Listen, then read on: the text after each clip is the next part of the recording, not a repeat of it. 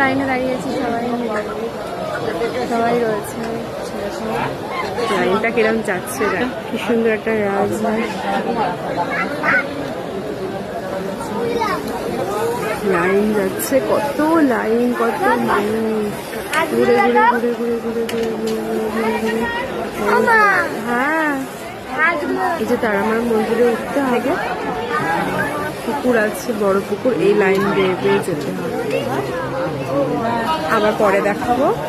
তারামার কাছে এসছে, একটু কষ্ট করে পুজো দেবো না, এটা তো হয় না, একটু সময় লাগবে। ঠিক আছে, আবার তোমাদের দেখাবো।